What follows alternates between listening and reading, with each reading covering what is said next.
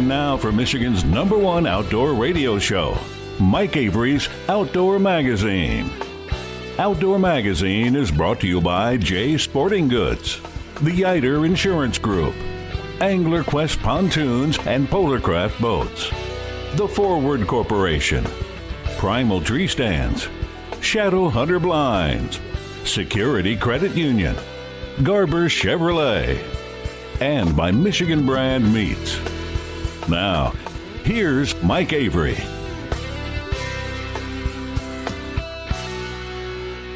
Well, thank you, Ken Hunter, for that introduction, and welcome to another edition of the Outdoor Magazine show right here on the Outdoor Magazine Radio Network. So glad to have you along with us as we continue our celebration of the great outdoors here in the great state of Michigan.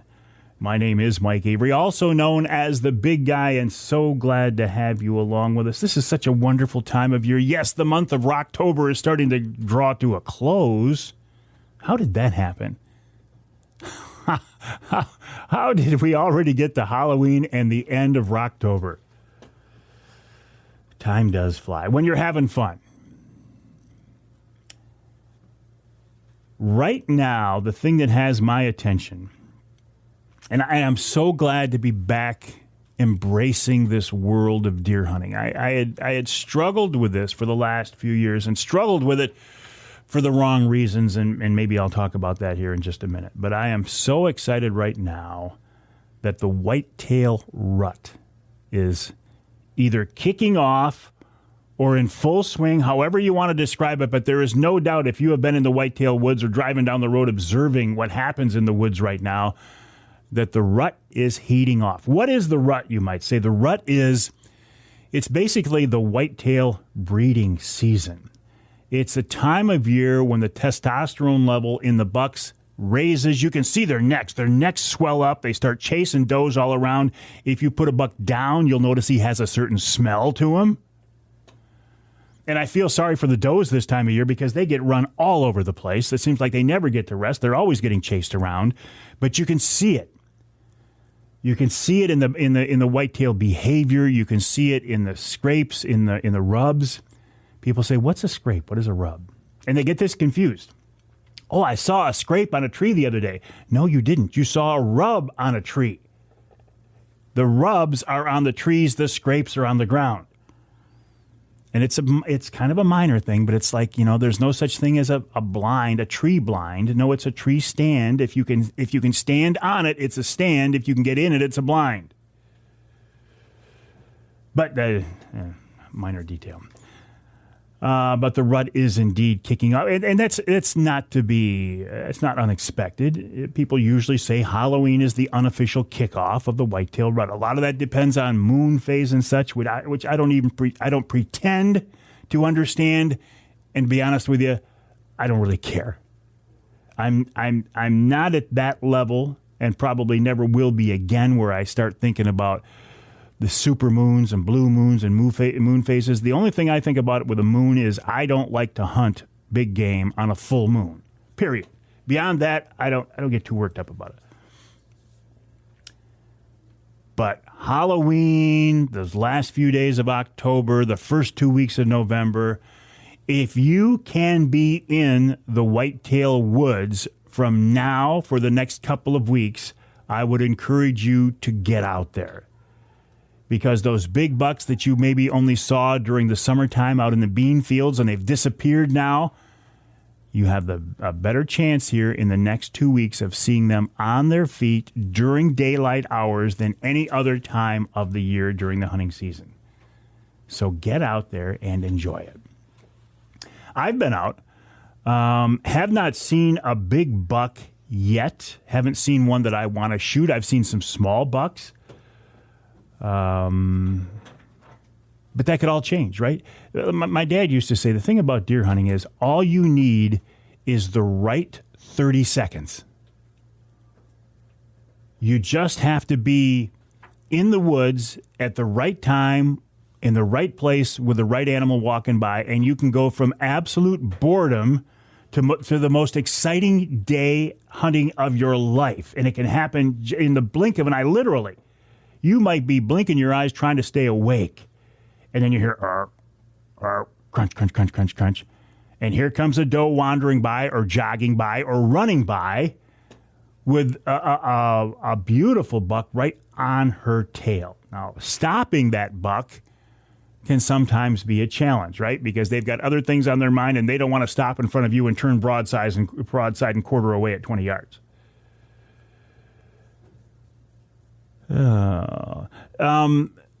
And again, I'm glad to have my interest in hunting back. I had lost it for the wrong reasons. I had let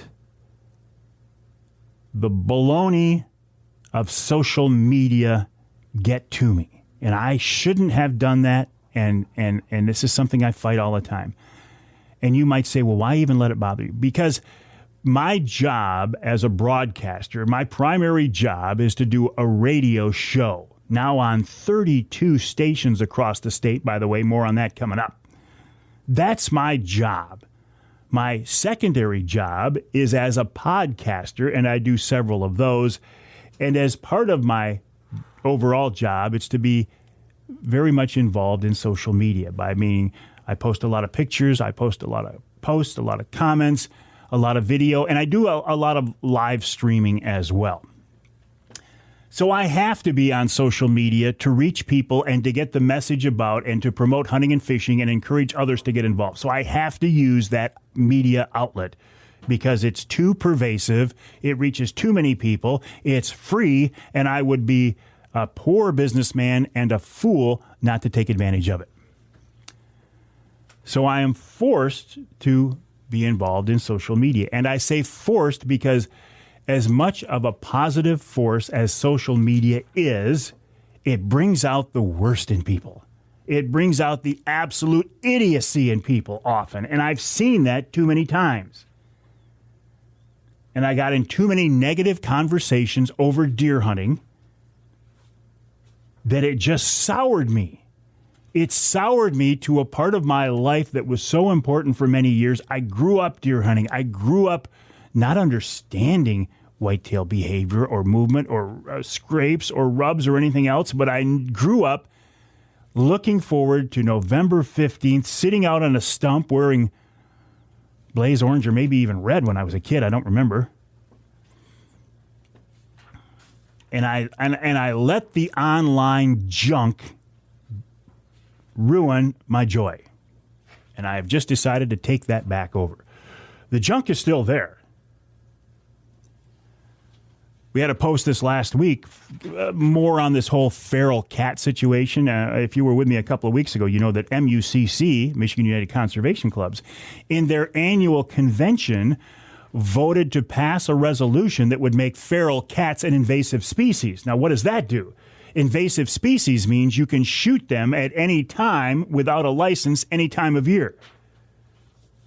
And as you can imagine, that makes some people upset. Primarily the cat ladies. Did I just say that? I don't think I can take that back now. Oh, I am in huge trouble now. But there is no doubt that cats wandering the woods are very effective predators on small game and game birds. There's no doubt about it. But the argument is, well, what's a feral cat and what's a tame cat? And you know, some people say, if it's wandering the woods when I'm out hunting, it's a feral cat. If it's in your yard or in your house, it's a house cat. But once it wanders off into the woods, Fluffy or BB or Muffy or whoever her name is, may be your favorite companion and a great friend to you, and she keeps you company.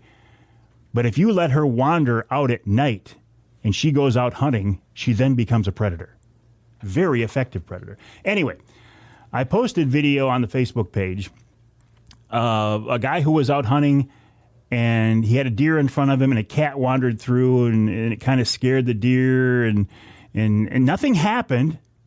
Nothing was shot, nothing was killed, but I posted this video and said, yeah, this is interesting. And it also points out the fact, that, as a reminder, that a cat like this wandering the woods, if MUCC gets their way, would be considered a feral cat and a legal target. And that's all I said. I didn't say I think wild cats should be shot. I didn't show video of a cat being shot, but man, people came out of the woodwork. And boy, did I get attacked. And it reminded me of how much I sometimes hate social media. And just a reminder, if you come at me on my Facebook page and drop an F-bomb or tell me to go do something to myself that is very, very rude, you're gone. You're gone. I don't put up with it. I don't put up with it at all. On a lighter note, we've added 6 new Outdoor Magazine radio affiliates. 32 stations across the state now. I've got to thank Kris Duerson of Rapid River Knives for helping to make this happen. Mike Daniels of the Radio Results Radio Network. I'm back on now in Marquette on WDMJ 1320 AM. I'm back on now in Iron Mountain, WMIQ 1450 AM. I'm now on in Escanaba, WCHT AM and FM 600 AM 95.3 FM, and in Manistee, WTIQ 1490 AM 95.3 FM. Man, does that feel good. 6 stations in one fell swoop. Appreciate that very much. We'll take a break here on the Outdoor Magazine Show. When we come back, in fact, I'm going to check in with Kris Duerson of Rapid River Knives. He had the best day of hunting in his entire life. We'll get the details on that. And then Bill Winowiecki, the president of the Michigan Charter Boat Association. Tom Nelson in hour number 2, Emily Siebel of DNR, and then hour number 3, Mark Martin and wild game chef Dave Minar. Coming up right here on Outdoor Magazine.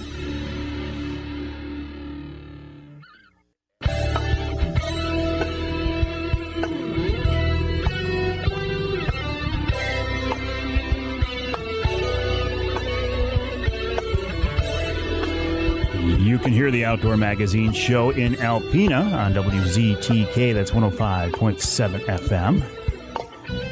You can hear us in St. Joe on WSJM 94.9 FM.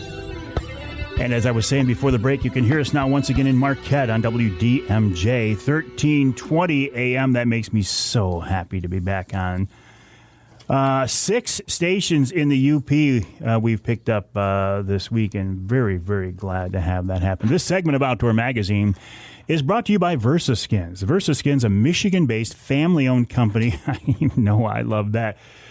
Their motto, their slogan is just change the skin for the season you're in. And what these are, it's a system of hunting clothes, high quality, very warm, weatherproof, very well-made hunting clothes that you can change the camouflage pattern by snapping on and zipping on a new outer shell. For example, my VersaSkins is a standard camouflage, Realtree, I think, camouflage pattern. But for firearm season, I can put a blaze orange shell over the top of it, just snap it on, zip it in, and I'm good to go. And I didn't have to buy a whole new suit. So very, very cool concept. And they come in sizes up to 6X. So they've got everybody covered, literally. The website, versaskins.com. That's versaskins.com. Speaking of Michigan-based, family-owned companies, by the time you hear this show, it's been about a week and a half ago now that I did a Wednesday night live at the Rapid River showroom in Rapid River with Kris Duerson of Rapid River Knives. Nick Grillo of Michigan Brand Meats was there with us as well. Walking through the process of how they make these handmade, custom-made knives. I've got a Rapid River knife in my pocket right now. And I want to talk about that process here again in just a minute. But I heard from Kris Duerson at Rapid River the other day, and he says, Mike, he said, I've been hunting my entire life, and the other day I had the absolute best day in the woods ever. And I thought, let's get Kris on the show to talk about that and more. And Kris Duerson's with us now. Kris, welcome back to the show. How are you, buddy? I'm great. How are you, Mike? I'm doing great, but not as good as you. It's been a week. So tell me what happened.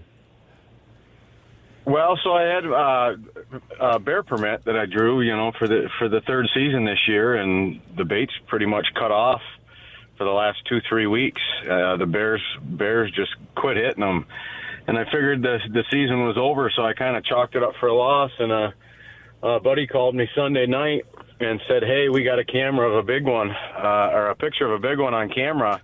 You need to get out here tomorrow morning." They're houndsmen, and he says, I think we want to run this bear. He's really big. So I got up at 4 o'clock and went out there, and we got on him, and he was an ornery one. He didn't want a tree. The bear ended up going 9.1 miles, and wow. He kept turning around fighting the dogs, and we couldn't catch him. And finally, after 9.1 miles and going through some of the worst country I've ever seen in my life, he treed, and we were able to get into him, and I made the perfect shot on him, and I got him. And he's a bear of a lifetime for me. I mean, just absolutely incredible. So, you know how much work it is to get a bear out of the woods. So we worked all day to get this thing out of the woods, and I got him fairly early in the day, and I got him back, got him to the butcher, and it was getting fairly warm out, and I thought, you know what? I got the rest of the day off of work. I'm gonna go try to shoot a deer. Why not? And 6:30 that night, I had an absolutely beautiful 8-point with a big kicker coming off his G2, step right out in front of me. He came out of nowhere. I've never seen that buck in my life, and I poked a hole in him too.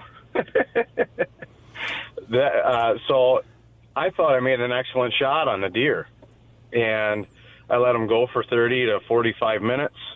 I found a blood trail that you could literally run and follow, and then it started to go away.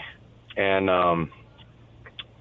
long story short, by midnight, I knew I was just pushing this deer. I knew it. Couldn't find him. I was sick to my stomach, tired, been up since 4 o'clock in the morning, and I decided to call it quits. And went back in yesterday morning, and we ended up finding that deer about 40 yards from where we stopped. Wow. Yeah.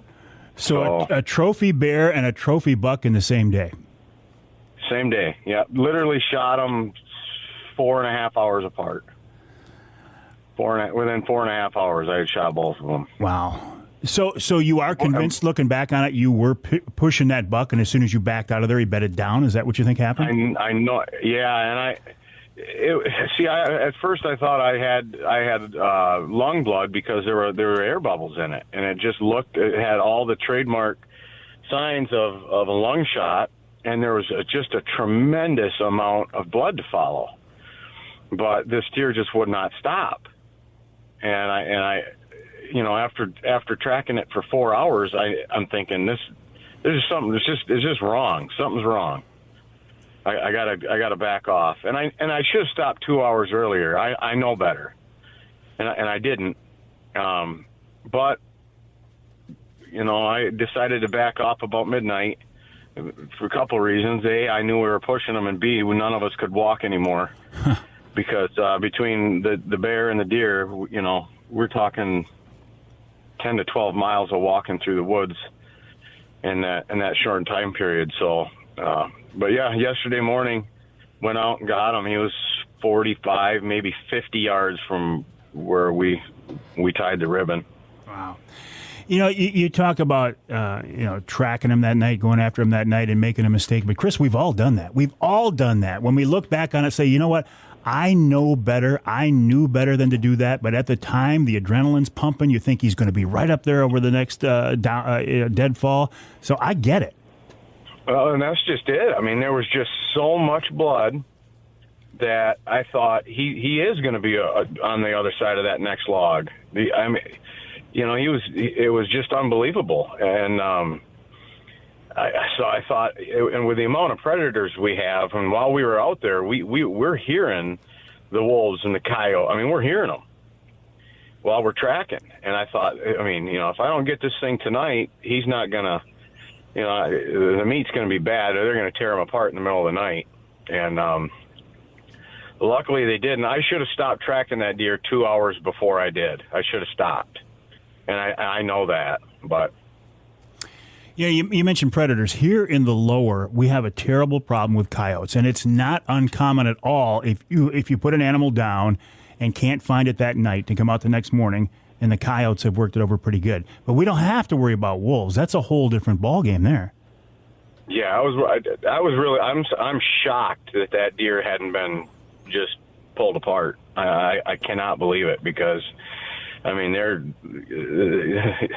a predator. I mean, they can smell that blood from a mile away, and there was so much of it. I just thought for sure we were going to come up on that deer the next morning and just find it shredded, but nothing touched it. Was he rutted up yet?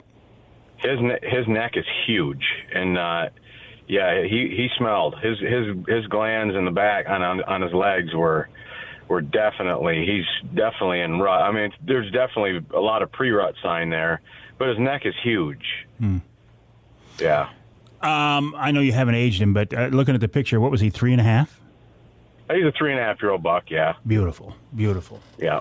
Well, congrats on that. Listen, I got to go back and talk about this bear here for a minute. So I mean, you're a very experienced bear hunter. Your baits had dried up, which is not uncommon late in the season, is it, Kris? No, it's not uncommon at all. I mean, a lot of times they'll dry up a week into season. They'll just, you can have a bear hitting a bait for 20 days in a row, and it'll just decide, I'm done. Or something will run it out of the area, or something will happen. You never know. But, yeah, we went 2 to 3 weeks with zero activity, and we got a trail camera on a bait, that handy kind that sends you a picture on your cell phone. And my houndsman called me and said, "Hey, you need to get out here. We have a shooter on the bait that sent me a picture at 4:37 a.m." And so me being me, I loaded up and off I went. It was about an hour drive from my house, and we got the dogs on them, and right away they got on them, and the chase was on. What a rush! I have never hunted bears over hounds. What's that like? When I first started bear hunting, I did nothing but bait hunt. So I always thought that the hound hunting thing was like, it's like hunting fish in a barrel. It's completely the opposite. It's one of the most difficult hunts you'll ever go on in your life. You're going through swamps and creeks and the nastiest stuff you can possibly imagine, and you're going at as fast as you can go trying to catch the bear if he's bait up and fighting, or if he's treed. You look down at your GPS and you see that bear is 2.5 miles away. That's a pretty sickening feeling, knowing that you got 2.5 miles of going through this swamp to get to that bear. And but at the same time, when you get there, you're going to see a bear. So the whole time your adrenaline's pumping, and it's an incredible experience. It really is. Well, and one made even better when in the same day you shoot a trophy bear and a trophy buck. Yeah, it was just a crazy day. Wow. Well, it is, and as we're talking here, Kris, I realize, too, that if you would, please send me a couple of nice pictures, and I'll post them on my Facebook page, too. Sure, absolutely will. Yeah. Yep. Listen, Kris, I got to take a break here on the Outdoor Magazine show. Can you stick around for another couple of minutes? Sure thing. All right, yeah. We're talking with Kris Duerson of Rapid River Knives, RapidRiverKnifeworks.com, RapidRiverKnifeworks.com. We did a Wednesday night live with Kris at the showroom here about a week and a half ago. Beautiful showroom right on US 2 in Rapid River, on the east side of Rapid River. I would encourage you to check it out. And we got a great response to that. People said, Avery, that place is beautiful, and the knives look beautiful. I'm going to go up there and buy some, which I encourage you to do. You can get them at Jay's Sporting Goods as well. But time's running out if you want to get one for Christmas, Kris was telling me. Anyway, after the break here, I want to talk more about this concept of knives. We all have knives. We use knives every day. I carry one every day. I use it several times a day. What's the best type of knife? What's the best blade? A folder, a skinning knife, and then how do you sharpen it? How do you maintain it? How do you keep it the valuable tool that it was made to be? Coming up after the break right here on Outdoor Magazine.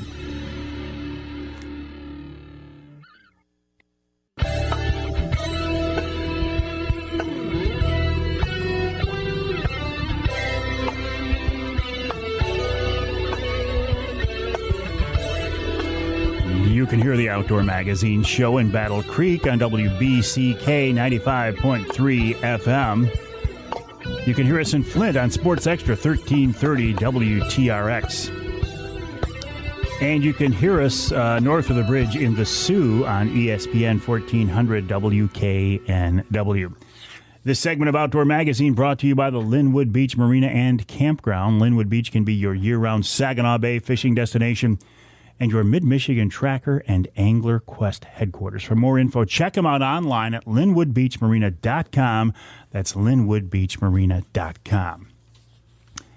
Talking now with Kris Duerson of Rapid River Knives, rapidriverknifeworks.com, rapidriverknifeworks.com. Kris was telling a story about how in the same day in the UP, he shot a trophy bear and a trophy whitetail. He's sending me pictures right now. Holy cow. Beautiful critters. That bear, Kris, that bear is an absolute giant. He's big. Man. You see the picture of his front paw? Yes, I did. It looks like a grizzly. It's 3 times the size of my hand. Wow. Yeah, he's a big one. Very cool. Congrats on that. Very, very cool. Something else I thought was very cool, when we did that Wednesday night live at your showroom here a little while ago, I got to tell you, that was an awful lot of fun, and people really responded to that, Kris. Yeah, absolutely. I've got a tremendous amount of response out of it. Social media, emails, phone calls. It went over really well. I think there's a lot of people that are really interested in the process, as to how you make a knife or make anything anymore. Nothing's made in the United States anymore. Very seldom you ever find anywhere where you can walk in and look through a window and watch a product being made in the United States. let alone right here in Upper Michigan. So, well, and all of your knives are handmade. Some of them are custom made, but they're made by craftsmen who, a lot of your guys have been doing this for years, because after seeing the process, I can see it takes a long time to learn how to make one of these things and put a good edge on one. Oh, definitely. It takes years. I've got guys that have been with me for 20 years since I left Marble Arms in 2001. Yeah.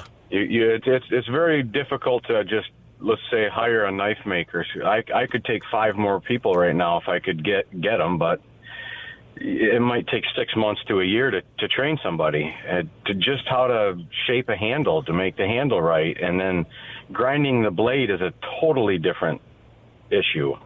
That's an art in itself. So it's a difficult process. We have an incredible crew of knife makers here, and I'm real fortunate there. So, Kris, when they're in the showroom, or when I go to your website, rapidriverknifeworks.com, the choices, there are so many different models, designs, styles. I mean, how do we know what's the best knife for us? It depends on what you want to use the knife for. If you're looking for a good field dressing knife, it really does come down to personal preference. So that's why I have so many models. So the older generation say, I have to have a 5-inch long knife. It's got to be this thick, this wide. It's a lot of they've been doing it their whole life, and that's all they're used to. So we make that size knife, and then we'll make a smaller. I like a shorter bladed knife because you're only really using about 3/4 of an inch to an inch of the tip of your blade, no matter what you're doing. I mean, I did that 300+ pound bear with the same knife that I used on that whitetail, the next day. So it just comes down to personal preference and what you like, and we just try to make something for everybody. Well, I understand that, but I'm thinking, why can't I just take this folding knife? I used to call them a jackknife that's in my pocket right now. Why couldn't I gut and even skin a critter with that? Oh, you certainly can. I've done it many times. Yeah. And a lot of people do prefer a folding knife over a fixed blade knife for field dressing. Again, that's just that personal preference thing. What's the secret to keeping a knife sharp? Don't use it too much without stropping it on some leather or maintaining it and tearing that burr off to the edge of the blade. So I field dress that whole bear and skin that whole bear And the next morning, yesterday when we found the deer I shot the previous day, I used the same knife that hadn't been touched yet on that deer and did the entire deer with that knife, and then immediately afterwards stropped it on a leather belt, and it felt like it did before I even touched the bear. Now, if you go through 10 to 12 animals with that, you're going to create such a big burr along the edge of your knife that once it finally breaks off, now your edge is round and it needs to be reground. But if you maintain it as you go and strop it, even on a piece of denim, on your pants, on a Carhartt works real good. Strop it like the barbers used to do on their strops with their straight razors. You're going to have your edge 10 times longer than you would if you just use it on 6, 8, 9 deer and don't strop it or maintain it. Real quick question, because I'm out of time. When you say strop, are you pushing the knife into the fabric or leather like you'd be cutting it, or are you drawing it backwards? You can go either way, as long as if you're going to push it and snap it away from you like you're trying to break the burr off. Gotcha. I always recommend going away. Never pull it towards yourself. Bad things happen. Says the man who has scars on his hands. Thanks, Kris. Appreciate your time. Congrats on that trophy bear and the trophy whitetail. Check out the website, rapidriverknifeworks.com, rapidriverknifeworks.com. You can also get them on J Sporting Goods. And you can buy on the website, but head on up to the showroom. It is a very cool place. We'll take a break. When we come back, Bill Winowiecki of the Michigan Charter Boat Association right here on Outdoor Magazine.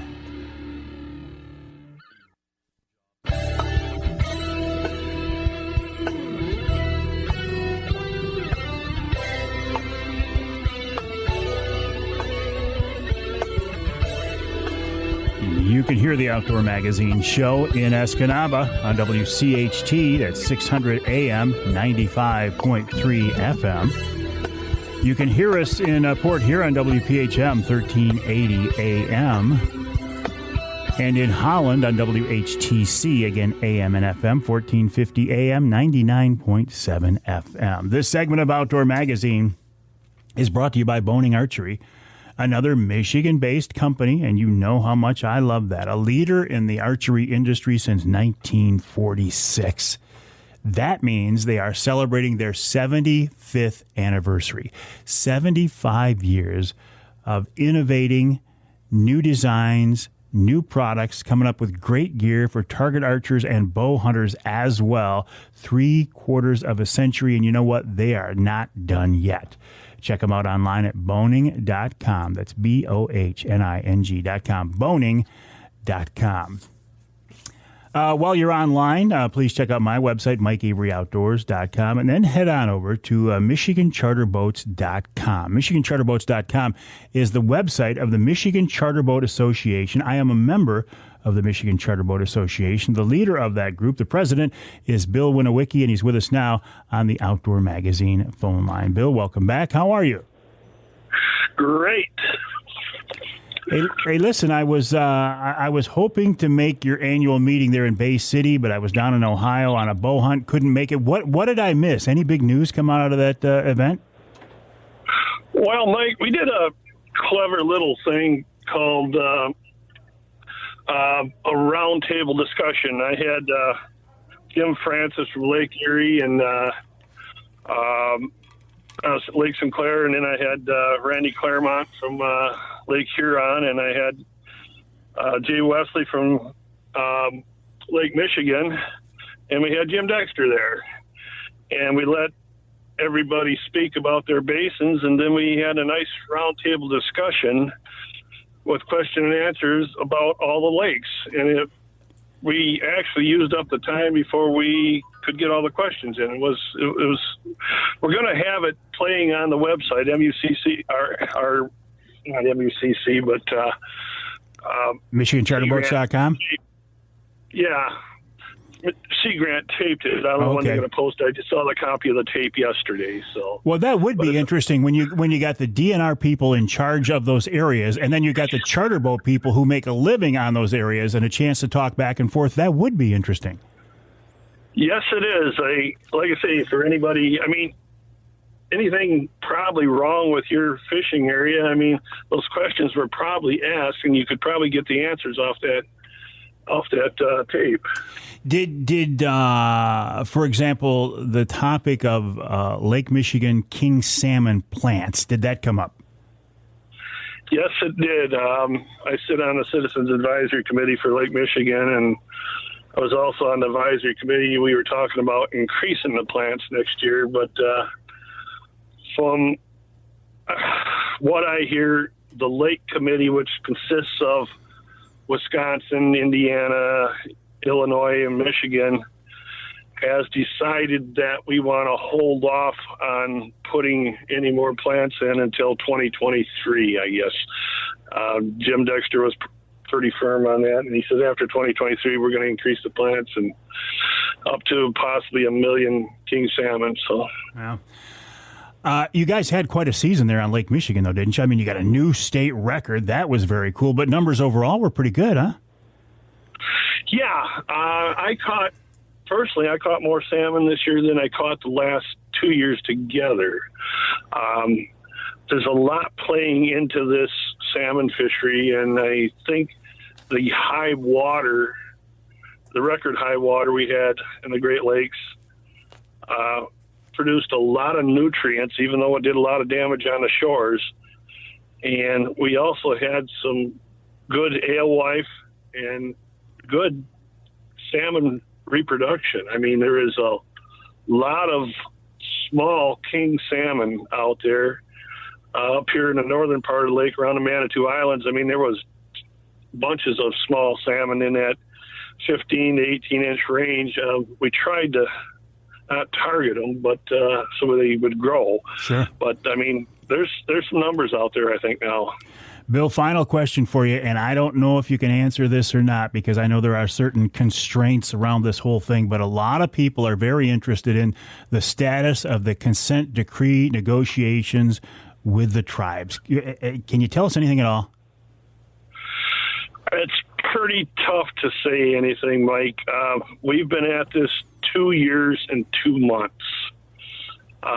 The core team, Tony, Frank, Kris, myself, and Jim Johnson, and our legal representation, I mean, we're working on this continuously 5 to 7 days a week. When anything comes out from the tribes or from the DNR, we have to review all this stuff. And it's a very, very slow process.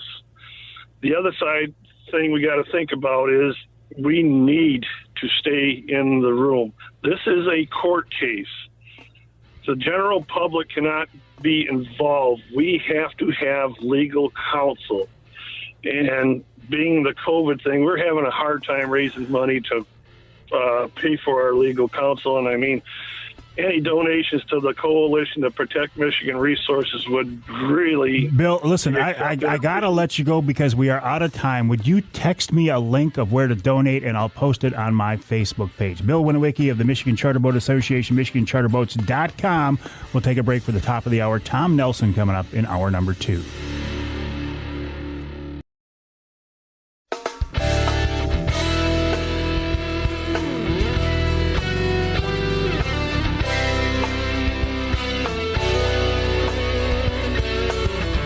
Time now for Michigan's #1 outdoor radio show, Mike Avery's Outdoor Magazine. Outdoor Magazine is brought to you by Jay Sporting Goods, the Yiter Insurance Group, Angler Quest Pontoons and Polarcraft Boats, The Forward Corporation, Primal Tree Stands, Shadow Hunter Blinds, Security Credit Union, Garber Chevrolet, and by Michigan Brand Meats. Now, here's Mike Avery. Oh, thank you, Ken Hunter. I do certainly appreciate that. My name is indeed Mike Avery, also known as the Big Guy. Glad to have you along with us as we wrap up this month of Rocktober. I hope this month has been good to you, but I hope November coming up is even better. I appreciate you joining us here on the Outdoor Magazine radio show on the Outdoor Magazine radio network. Now 32 stations, 32 radio stations across the great state of Michigan. And I say radio because Outdoor Magazine is indeed a radio show. It is produced, recorded, distributed as a radio show. And I you're not supposed to be prideful, but I do take some pride in that fact that it's Michigan's biggest outdoor radio show. Now on 32 stations across the state. We picked up 6 stations in the UP this week alone. And thank you to Mike Daniels at the Radio Results Network for making that happen. I think the best way to listen to the radio show, if you can, is on your local radio station. You get your local news, weather, sports, and the radio affiliates get the content of the show before the podcast version is uploaded. So if you can, please listen on your local radio station. But it's nice to know if your local affiliate doesn't air all 3 hours of the show, or if you live in some part of our state not covered by the broadcast signal. The podcast is there as a backup. Where do you hear the podcast? Well, you can hear it on my website, MikeAveryOutdoors.com. You can hear it on my Facebook page. It's on Amazon Music. It's on Audible. It's on my Twitter feed. It's on LinkedIn, iTunes, Google Play, iHeartRadio, SoundCloud, Spotify, TuneIn, Stitcher, Player FM, Deezer, Odyssey, and even a version on YouTube. I know. Avery, it's a radio show. Why do you put it on YouTube? Because people listen to it there, so it's on YouTube as well.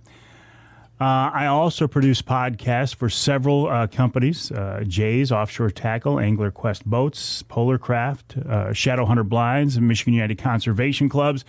And in fact, when we're done here in the studio today, we are going to record this month's Polar Craft podcast as well. So regardless of how you are listening, of what form, what venue, the radio show or the podcast, thank you. I really do appreciate it.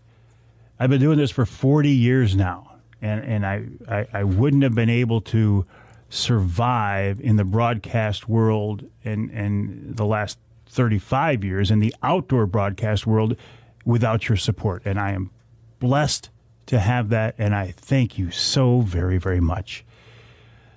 The world of media, of broadcasting, of radio, of TV has a tendency to see people come and go. It's not an industry that a lot of people have a lot of longevity in. Tom Nelson is one of the guys who has been around. He's one of the guys who is well known. He's a Michigan guy, very well known, very respected, not only here in our great state of Michigan, but across the country as one of the most knowledgeable bow hunters in the country, one of the most knowledgeable bow hunters on TV, and I like to say he's just all around. He's one of the good guys, and he's with us now on the Outdoor Magazine phone line to talk about bow hunting and hunting the rut and whatever else comes up. Tom, welcome back to the show. How are you? I'm great, Mike, and thank you for having me. And let me just say before we get started on anything, congratulations to you for such a long and noted history on outdoor radio. Congratulations. Well, I appreciate that, Tom, but all that really means is I'm an old guy. And myself also.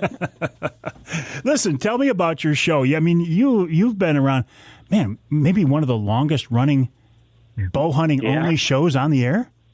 We are. We celebrated our 25th season or year on the Outdoor Channel this past August. Wow.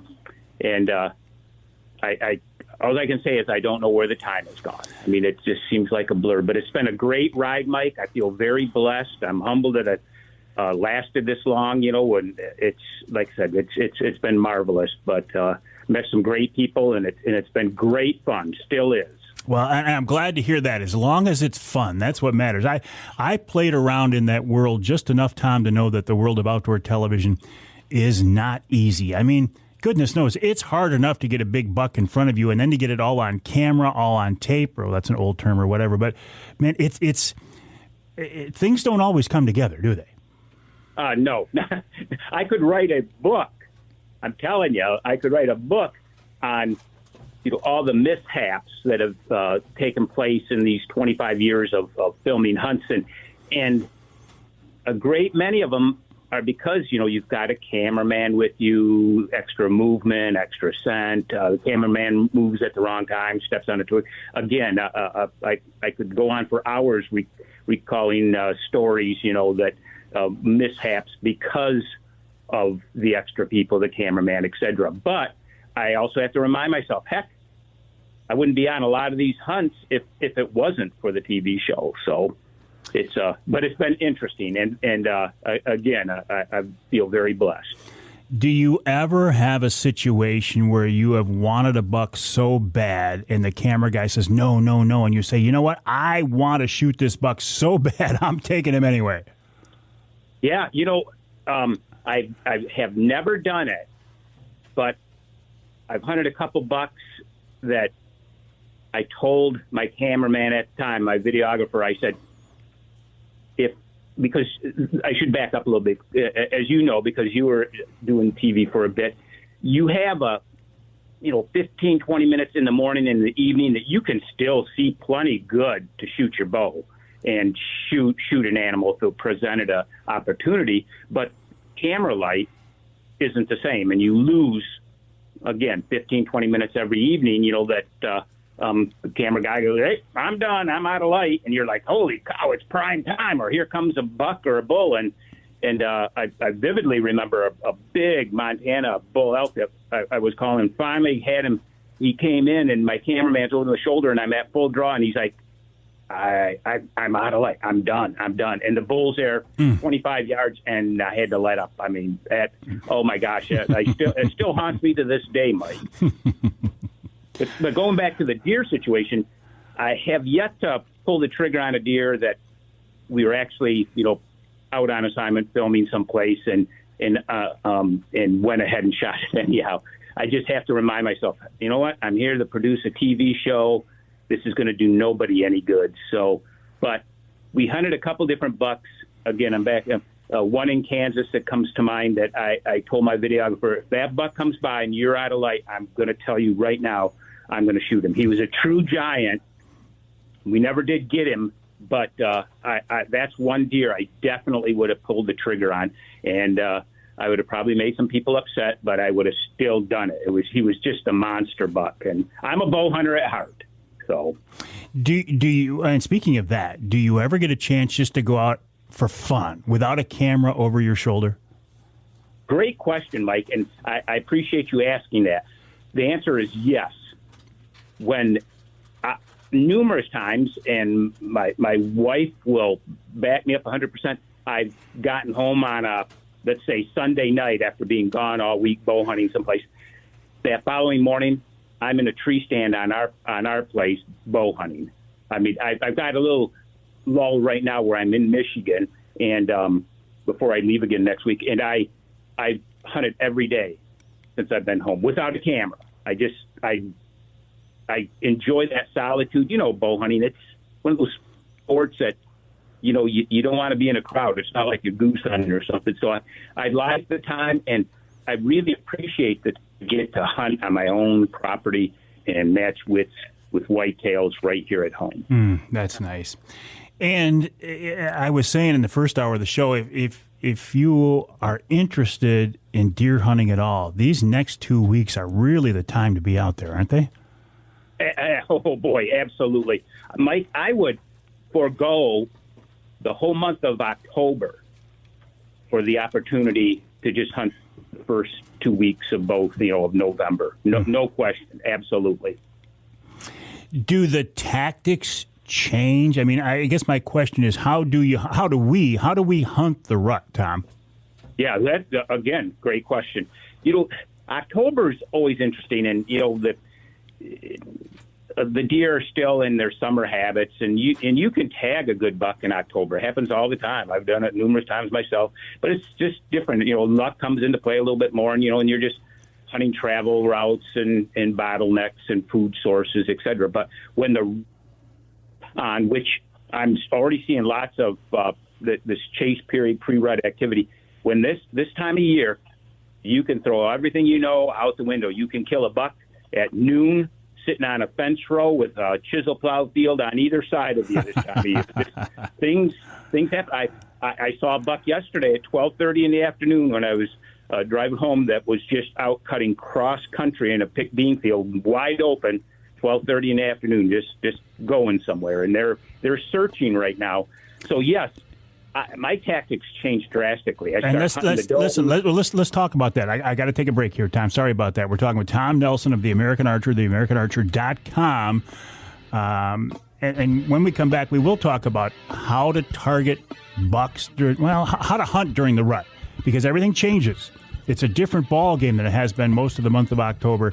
And again, if you can get out in the whitetail woods in the next 2 weeks, take advantage of that opportunity and get out there. More coming up after the break right here on Outdoor Magazine.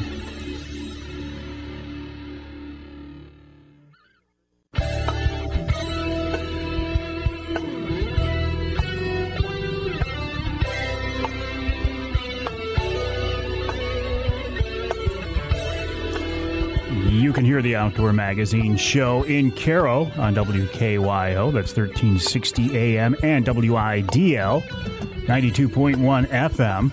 You can hear us in Ludington on News 97, 98, 98.7 WLDN. You can hear us in Traverse City on WTCM 580 AM.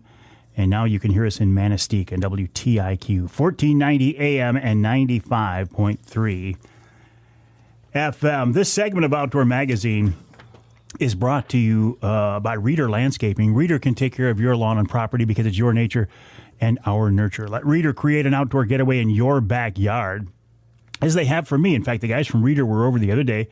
They did the final fertilizing of the lawn. They also aerated the lawn, where they go in and pull those plugs out so the lawn gets to breathe. And just really, really good stuff. And pretty soon, we've held off till the very last. They'll be over to blow out the sprinkler system, and then that'll be it, except for a fall cleanup. Like I say, they've done a lot of work for me. They do a great job, as they will for you as well. Check them out online at readerlandscaping.com, REDER, readerlandscaping.com. While you are online, please head over to theamericanarcher.com. That's the website of the American Archer TV show. Tom Nelson, Michigan guy, who is the host of that.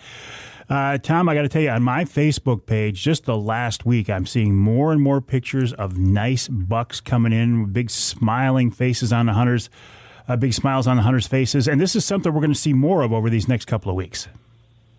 Oh, absolutely. As we were talking before the break, that, this is the time of year that you've got to spend some time. You've got to get outside. You've got to get in that tree stand or ground blind, because it's happening. It's happening right now. So what are we doing different now, if anything, Tom, than we did October 1st? Well, for me, I really start hunting. I'm going to use the term more aggressively. I start utilizing deer calls, deer scents. I hunt over scrapes a lot. I make my own mock scrapes and hunt over them. And the bucks right now are actively, opening up new scrapes and checking old scrapes. And that's a great place to park right now, is to sit up or set a blind nearby a scrape, whether you made it yourself or it's an active one. But I'm hunting the does. I'm looking for concentrations of does, and because the bucks, that's where they're going to be. Even if you weren't seeing deer there earlier, now's the time to pay attention, because they're seeking, they're looking for does. That's where they're going to be. So I'm just using some different tactics. I'm not sitting up over food sources. I'm back in the woods and thickets a little bit more, hunting over scrapes. And like I said, I'm hunting more aggressively with scents and deer calling. You mentioned scrapes. All scrapes aren't created equally, though, right? I mean, some scrapes are more popular and more, they're hit harder than others, right? Absolutely. I like to call a scrape that, like you're describing, a community scrape or a primary scrape that I've got one scrape, Mike, that I have a cell camera set up on, and I've had, in the last 48, 72 hours, something like that, I've had 9 different bucks come to it. and this is all I mean, that wasn't happening a week ago. I mean, it's just now it's getting that time of year where that's going to happen. And that's, not ordinary, but I'm getting those results on it right now. So yes, bucks will put down a single buck will put down 100 scrapes, but only maybe a handful of them will become active scrapes, that does will use and are worthy to hunt over. Is the size, is that a factor? If more bucks are using it and does are actually using it, will it open that thing up and make it bigger?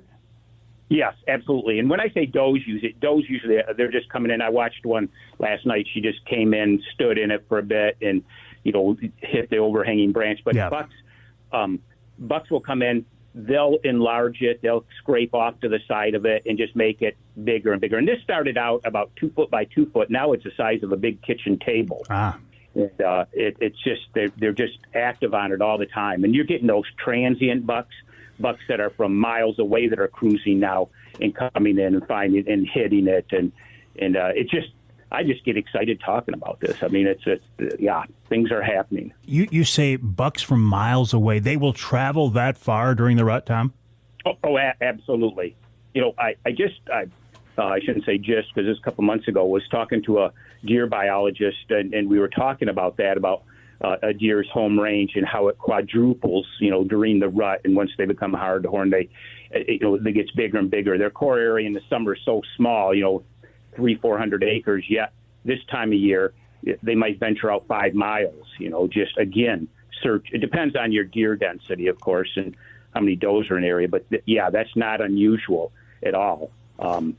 So you've got bucks that are new to the area coming through. And that's why, again, you got to get out there and hunt hard right now, because the bucks they're on the move. Look at the side of the road, Mike. All the deer that are starting to get walloped now. So they're all cruising. Yeah, I mean, earlier in the season, a midday hunt might not be as effective, but right now, I mean, if you got the time and you've got the fortitude, sit all day, huh? Absolutely. Last year, I killed a buck at 1:30 in the afternoon, right here in Michigan. So yes. If you can do it, you've got the staying power, I highly suggest it. And I mean, think about it, Mike. We only have a couple weeks where it's really hot, and it's right now. So if you've got a day off, if you've only got weekends to hunt, by gosh, try to stay out there all day if you can. You mentioned scents and calls as well. What about rattling? Do you ever rattle here in Michigan? I do. And I don't rattle real aggressively. I rattle more like a couple of bucks just, testing each other and such. But I've had fair results. This isn't like Iowa or Texas or Kansas, some of these other states where there's a large percentage of big mature bucks that are aggressive. But yes, it'll work in Michigan, and just like deer calling, sometimes it works, sometimes it doesn't. And a big part of that is bucks are, like people. Some are aggressive and some guys aren't, and some, I always use the example of at the bar. There's always some guy there looking for a fight and who's aggressive, and then there's the passive guy who, hey, just leave me alone. I'm just here to have a good time. And whitetail bucks, they have their own personality, and some are more aggressive, some aren't. Do you call only to bucks that you see, or do you call in hopes of bringing a buck in? No, this time of year, Mike, I do a lot of what I call blind calling. I don't see anything, but I'll give a couple calls every half hour and such. And I use, especially here in Michigan, I use a lot of doe bleeds, doe and fawn bleeds, a non-aggressive type call that bucks will want to come and investigate. So if it is a, more of a submissive buck that doesn't want a physical encounter, he's more apt to show up attracted to a doe or fawn bleed, more so than a grunt. A couple times you've talked about here in Michigan, and I get what you're saying. The conditions that us Michigan deer hunters deal with is, I don't want to say it's unique because Pennsylvania has it, Wisconsin has it, but it's not like these big buck states we see on TV. Mike, you're 100% correct. And if you can kill a doe here in Michigan, you're a great hunter. And if you can kill a doe here in Michigan, you can kill a Boone and Crockett buck in Iowa or some of these other states. Our deer here in Michigan, my hat's off to every bow hunter, every hunter that kills a deer in Michigan or is capable of it, because our deer, like Pennsylvania, like you said, hard-hunted states, these deer are the hardest deer to hunt, without question. And our deer look up in trees. and they're very good at it. Absolutely. I mean, I think of a buck that I shot in Kansas here a couple of years ago, that I was in a tree stand that was like being on a telephone pole. It was so open with my cameraman. We're like a Zeppelin blimp floating up there. And I'm like, in Michigan, you'd get spotted 100 yards away. Yet this buck came cruising through. I arrowed him at 25 yards, and he had no clue we were even in the same zip code.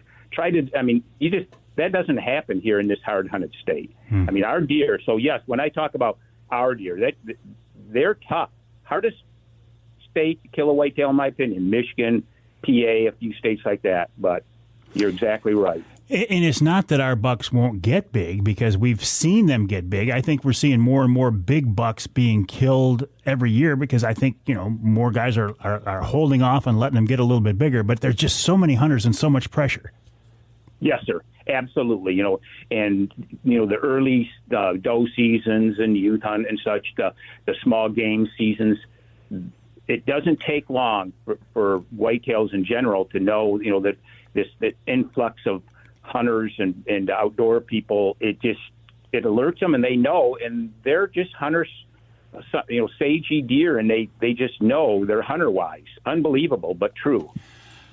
And along that line, I mean, we all want to shoot a trophy buck, and in your case, you really kind of need to hold out and shoot trophy bucks on camera. But, man, for the guy who's only got a few days in the season, I don't blame him. If a year-and-a-half-old buck walks in front of him and he decides to take it and he's happy with it, I say, God bless him, enjoy it. Yeah, any deer, especially with a bow, is a trophy. So, absolutely. And again, you've got limited time. Oftentimes, you're here in Michigan, unlike a lot of other states, you're hunting small pieces, small parcels, maybe even 5 acres. So you're limited. You've got limited time. So yeah, I'm with you there. That if you get an opportunity, take that deer, because again, you're limited. So it makes good sense, especially with our large deer population. Well, some people in the UP would argue our deer population isn't that large. Exactly. Hey, listen, Tom, it's always a pleasure to touch base and check in with you. I mean, everybody knows your show. You do such a great job, and the fact that you're a Michigan guy to me is really special. Well, I appreciate that very much, and as always, I enjoy being on your show, Mike, and it's an honor, and I appreciate your kind words. Well, the pleasure is mine. Good luck to you, Tom, the rest of the season. We'll check out the show. When Outdoor Channel, what are your air times? Do you know offhand? Yeah, Sunday mornings at 11, Tuesday evenings 7:30, and then random Thursday spots. And then more on theamericanarcher.com, theamericanarcher.com. Tom Nelson of The American Archer, appreciate your time. Good luck in the woods. And, folks, good luck to you as well. As Tom said, and as I have been saying, if you can get in the stand or in a blind here in these next couple of weeks, take advantage of that opportunity, because you just don't know what might happen. And isn't that the thrill, knowing that any time could be the best hunt of your life? But it's not going to happen unless you're out there. We'll take a break. Lots more coming up right here on Outdoor Magazine.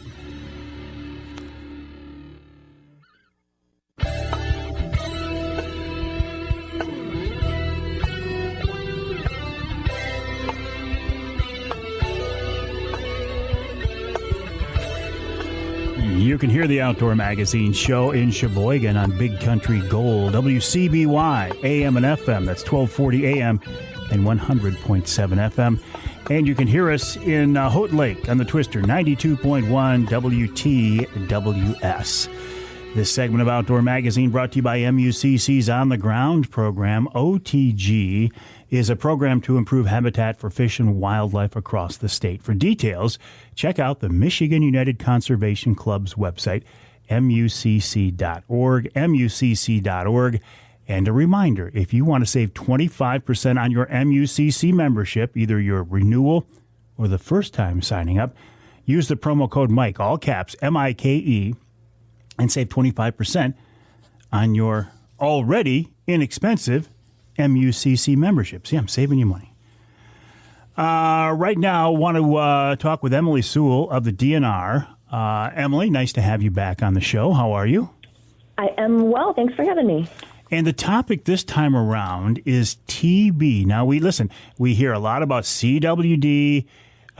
We hear about EHD, unfortunately, but I don't know. TB seems to it's not in the news like it had been, but is it still a problem? It sure is. Slow and steady. It has not won the race yet. We're still managing that disease and still addressing the implications of it with our cattle herds and the cattle industry in that area and the state as well. So we're still there. Regarding TB, is the concern more when it comes to cattle actually than it is whitetail? No, we co-manage the disease, we being Michigan Department of Agriculture and Rural Development and the DNR, because it is a zoonotic disease, and that means it can be transmitted from people to animals, animals to people. But there is a human health concern whether you are harvesting a deer and consuming that deer, or whether you're eating meat that comes from those cattle. And so we have concerns for both. So a person could actually get TB from eating a TB-infected whitetail? It is very unlikely. The most likely way that somebody would be exposed to the bovine TB mycobacterium would be when they're field dressing it, if they somehow nick a lesion that has that tuberculosis in it, and then they nick their own skin. So they're directly transferring that bacteria to themselves. If the meat is cooked properly, it to 160 degrees till the juices run clear, then it is killing that bacteria in there, and it doesn't reside in the meat itself anyway. Gotcha. Now, if we open up a whitetail and it has TB, will it be obvious? Most of the time, no. That's a great question. In about 40% of the deer that we find in our wildlife disease lab to be positive with bovine TB, did they show any signs outside of the lymph nodes that we look at outside of the head, where a hunter would notice something was suspicious and submit it? So most of the time, they look just fine. So that raises a lot of questions. I mean, is it mandatory to have whitetails from the TB zone tested? It is not. No, it is not. It's still voluntary. We certainly encourage hunters to do that, but most of our hunters do not, and that's certainly their option. But as I said before, there's no way to really know just by looking, so we encourage everyone to get their heads tested, and then our staff can determine at the lab down in Lansing there, where we send all these heads, whether those deer are positive, and then we would culture that to make sure that that is the case, not just by looking at those lymph nodes. But we have lots of options for hunters to submit their heads, and we've expanded some of the drop box locations that we've had in the past to just make it even more available to our hunters if they would like to submit those heads and help us reach our goals that we have in certain areas for testing. Okay, so how do we do this then? You mentioned drop box. Yes. So all the information for the entire state of Michigan, including the TB area, is at michigan.gov/deercheck. You can find the map like it's always been there, and that shows the locations of drop boxes or staffed deer check stations and the hours and addresses. But we have expanded those 24-hour hunter self-service drop boxes. So you can go there any time of day, bring your smartphone, the head of your deer removed already. We don't have saws or anything out there for our hunters, so get the head removed before you show up at the drop box. And there will be directions there that basically direct the hunter to scan a QR code with their phone, enter information about the deer's harvest location, things we'd ask at a check station, your contact information. There's a TB tag there you can put on the head in a garbage bag, and you drop it in and you're good to go. Will we always be dealing with this? Is there any way this is going to go away somehow? Bovine tuberculosis worldwide is still an issue. It's not specific to Michigan, even in wildlife. Countries all over the world have other wildlife reservoirs. It is a very difficult disease to eradicate. It's been around for a very long time, thousands of years. And so certainly in my lifetime or yours, I don't ever expect it to be eradicated. The goal is always to get us, lowering that prevalence, getting the prevalence headed in the right direction instead of maintaining it where it is or, unfortunately, it increasing. It would take some pretty significant changes in order to actually get close to eradicating it. Emily Sewell, appreciate the update. Thank you. And then with the website michigan.gov/deercheck, michigan.gov/deercheck. What happened to the good old days, right? We didn't have to worry about CWD, we didn't worry about EHD, we didn't worry about TV, but those days are gone. Doesn't matter, right? I mean, it is what it is. The factors are out there, negative or positive. The good news is the rut's coming on, and if you can get out there in the woods, take advantage of it and try to knock something down.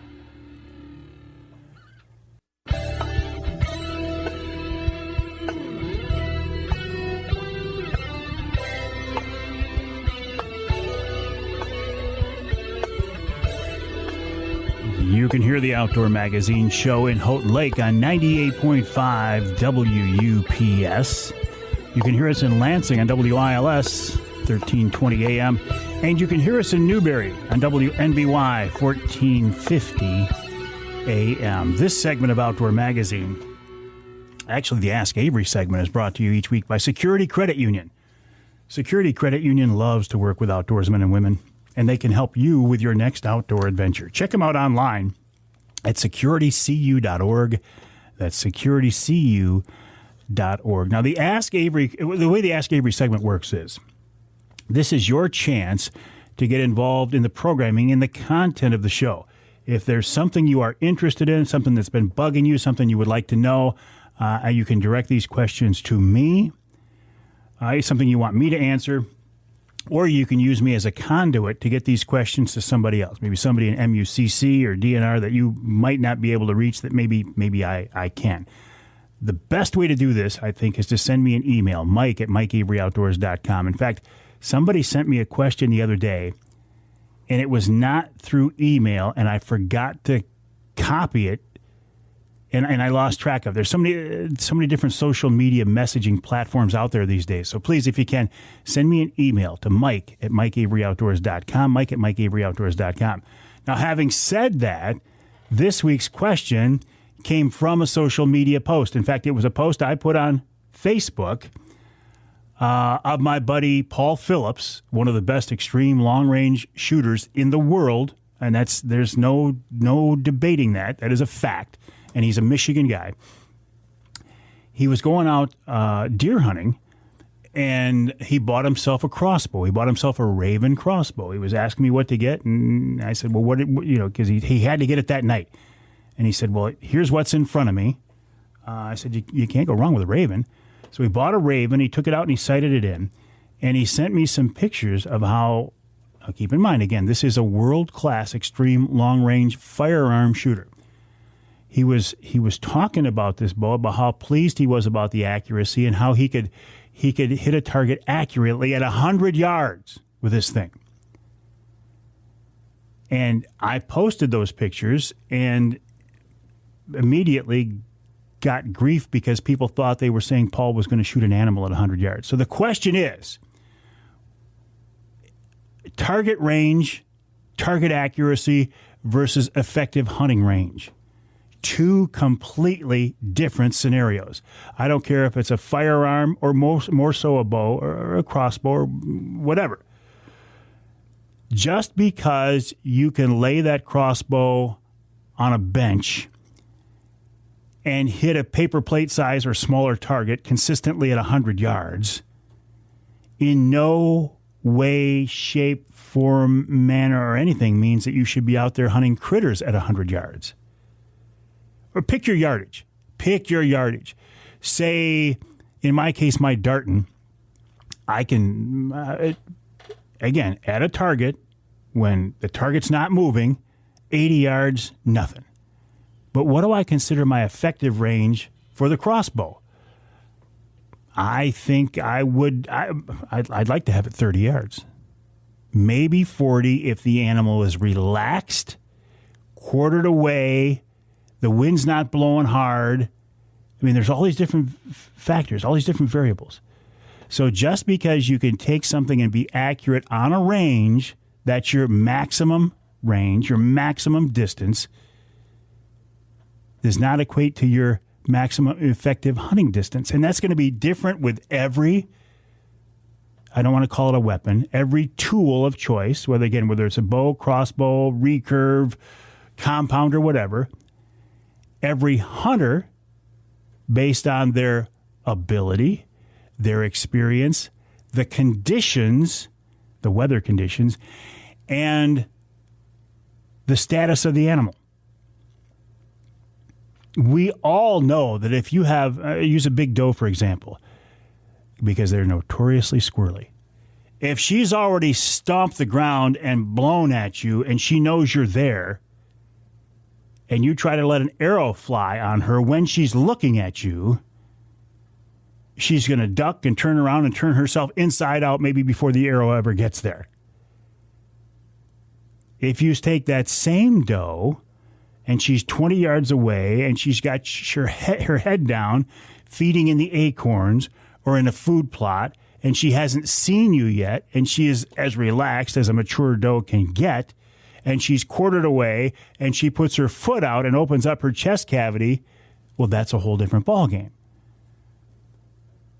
There is no one stock answer for this, only to know that just because you can shoot something at the target range does not mean you can take that same range, legally, and not legally, ethically or morally.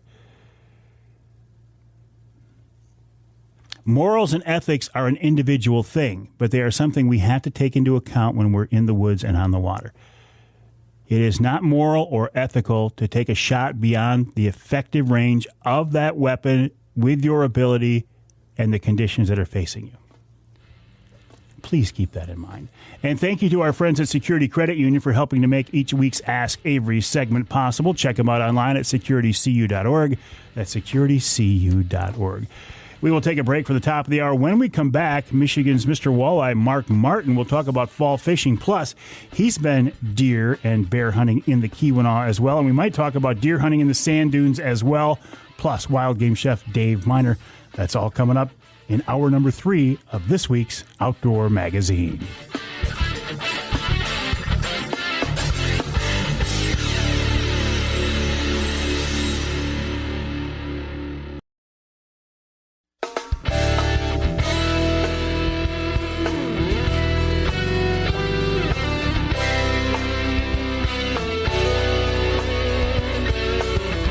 Time now for Michigan's #1 outdoor radio show, Mike Avery's Outdoor Magazine. Outdoor Magazine is brought to you by Jay Sporting Goods, the Yiter Insurance Group, Angler Quest Pontoons and Polarcraft Boats, The Forward Corporation, Primal Tree Stands, Shadow Hunter Blinds, Security Credit Union, Garber Chevrolet, and by Michigan Brand Meats. Now, here's Mike Avery.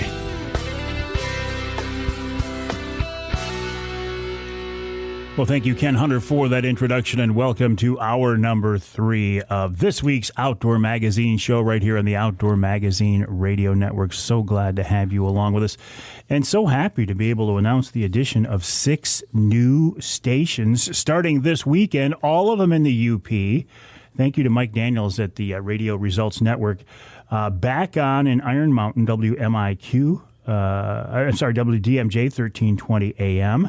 Back on in that's in Marquette. Back on in Iron Mountain, WMIQ 1450 AM. And now on in Escanaba, WCHT, and Manistee, WTIQ. That takes us to 32 stations across the great state of Michigan. What a blessing that is, and I'm so glad to be able to talk with you as we wrap up on this Halloween weekend, as we wrap up this month of Rocktober, head into the month of November, and you know what that means, the firearm season coming up, some great fall fishing as well. Where is this fall just flying by? It just seems like it was the 4th of July, honestly, to me, and here we are looking at the firearm season coming up and the month of November. My guest now this hour is a name, a face, a voice you know very well. As Michigan's Mr. Walleye, Mark Martin. He was first known as a nighttime fishing guide on Muskegon Lake and the Channel. Put his clients on a lot of master angler fish. Got into the walleye tournament world and really became known nationally as he won the first national professional walleye trail championship. Really put him on the map. These days, he continues to fish the tournament trail, and he has become a fishing educator and much more. Mark, welcome back to the show. How are you? Hey, glad to be back, Mike. I'm doing great. I'm up here in the UP. It can't get better hardly. Well, that's really what I wanted to talk to you about. I think of you so much as an angler and a fishing educator, but you're a hardcore hunter too, aren't you? Oh, yeah, I always have been. Some people know how hardcore I am when they come to my house and go, oh, my gosh, look, I got 40-some whitetail heads. I mean, shoulder mounts on the wall. None of them are under 125 and up to 180-some class. Whoa! They go, and I do some things for Showspan and Henry and Ben and everything. Once in a while, they'll ask me to do a seminar on whitetail hunting, and I enjoy talking to people about hunting because it's the same as walleye fishing for me. That's how I attack it. Is you look for edges of everything, and if you can understand edges out in a lake, you can find the walleyes and really any kind of fish in particular. And if you can understand the edges in the woods, you can understand the more likely areas that you're going to intercept a big buck. So I treat it like that all the time. You mentioned Showspan. Are those shows good to go? Are they scheduled to go this winter now?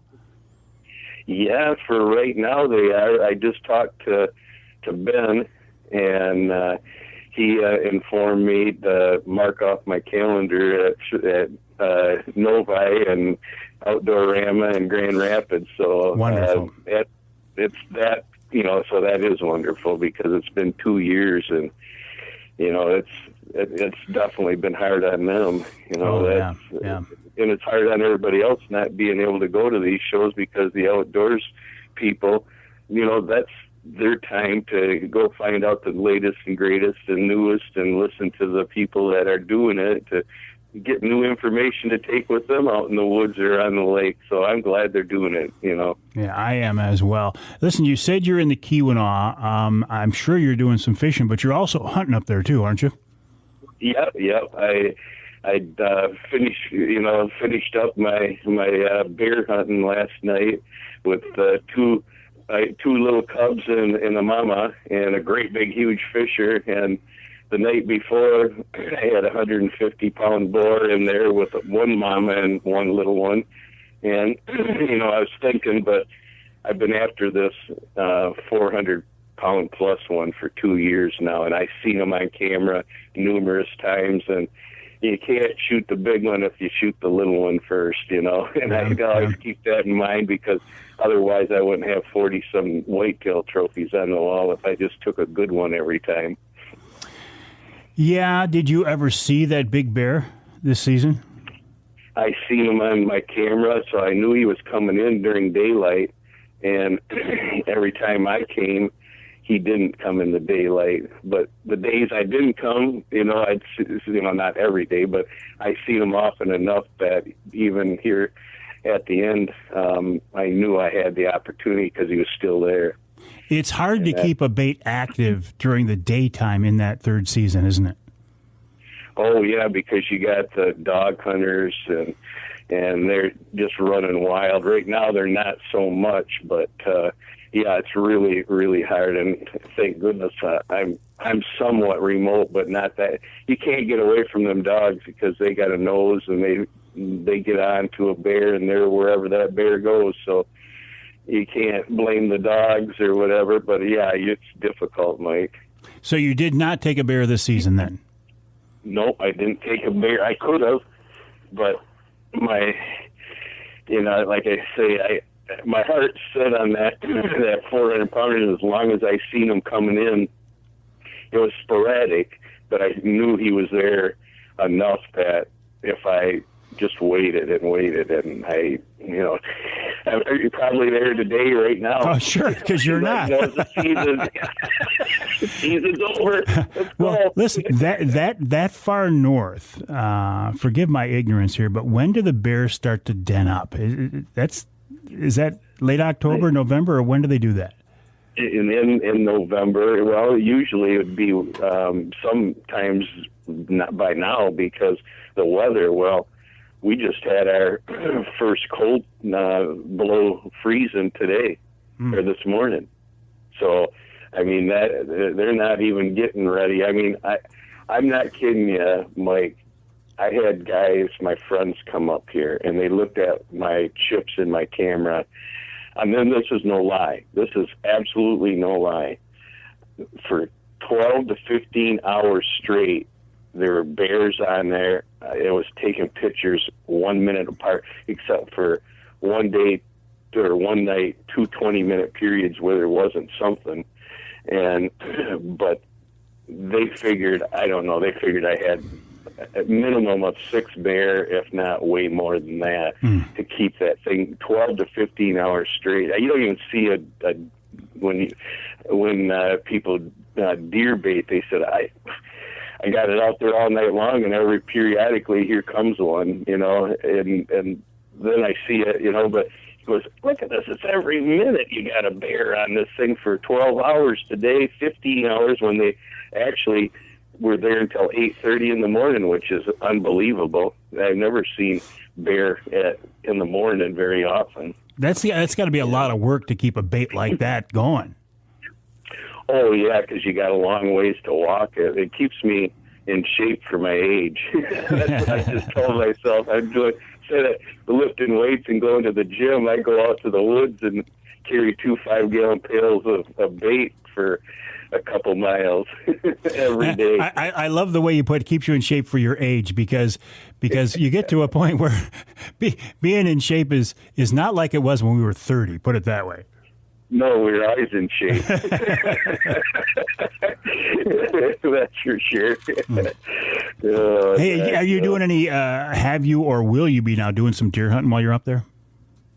I probably, I could because my buddy's coming up here right now, and he's going to be. I got a few other deer. They were bear stands, but the deer are coming into them also. So they haven't even been hunted yet this year. I didn't even bother because I didn't see a bear worthy of my attention. So I probably will, because they've been up for a month and a half now with nobody even around them, but except bait. And I can't believe deer even eat Rice Krispies.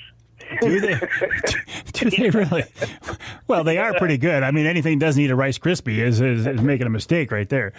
Right, exactly. I'm like, wow, look at that. Because I got these cell cameras and wolves and fisher, and there isn't anything that don't eat them. Wow.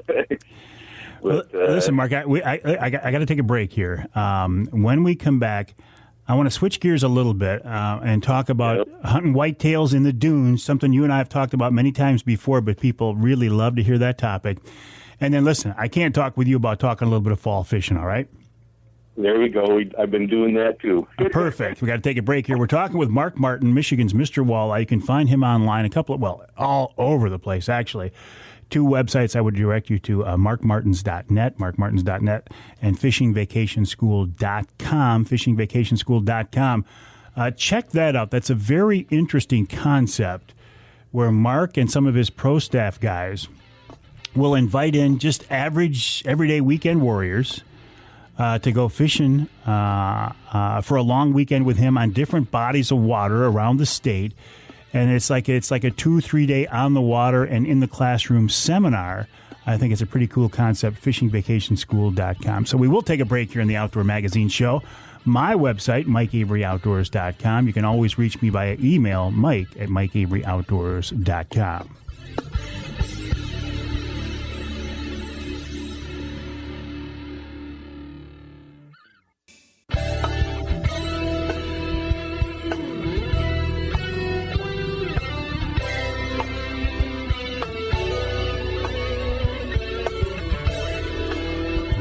hear the Outdoor Magazine show in Sandusky on WMIC. That's AM and FM, 660 AM and 95.3 FM. And you can hear us in Manistee on WMLQ 97.7 FM. This segment of Outdoor Magazine brought to you by Rapid River Knives. I've got a Rapid River knife in my pocket right now, as I always do, and I find myself reaching for it several times a day. Folding knives, pocket knives. I used to call them a jackknife, but I think the correct term these days is a folding knife or a folder.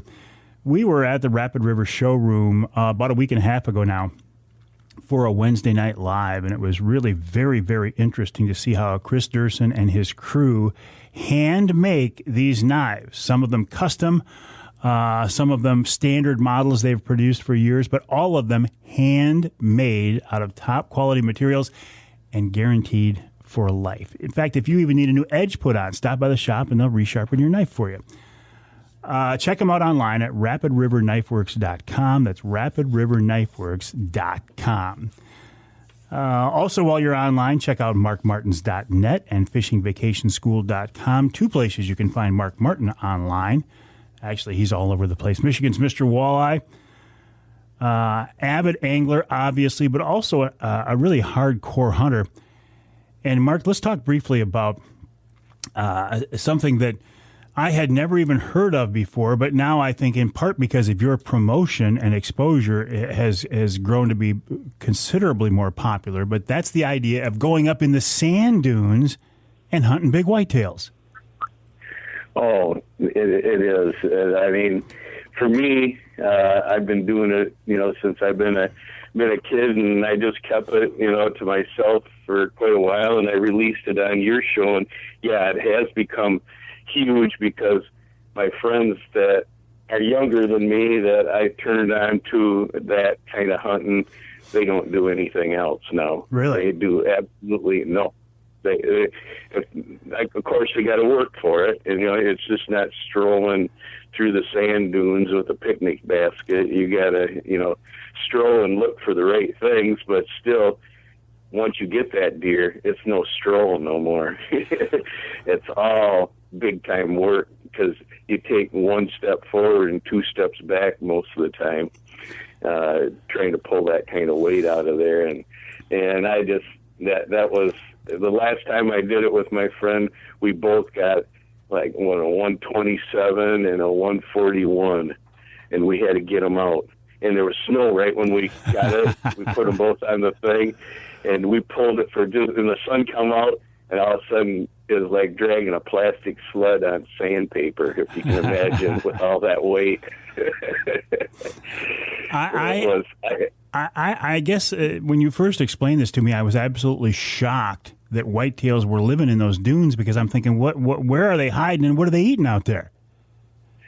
They eat the same thing, but they hide in little pockets. They can hide in the middle, right in front of you. That dune grass, they can lay down there and watch you come and go, which they do, because I've watched that before. But there's little pockets, which I call bait piles, and in those pockets are old trees that have been there, survived the sand and the blowing and the heat and everything else that comes with the weather out there.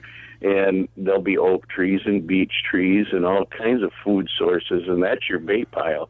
You just get back off from them bait piles, and you just sit there and you watch where they come in and go out, because you can see a mile if you get in the right vantage point, but you don't want to get right on the crest of a hill either. If you're going to look at something, you got to get below the crest of the hill, and that's where you're going to look, is that way. You can't look over the other side, because they'll pick you out just as easy as you pick them out when they're crossing the sand. So you stay below it and stay still, and you blend in with the sand, or if you're in some beach grass, even so much the better when you're observing all this.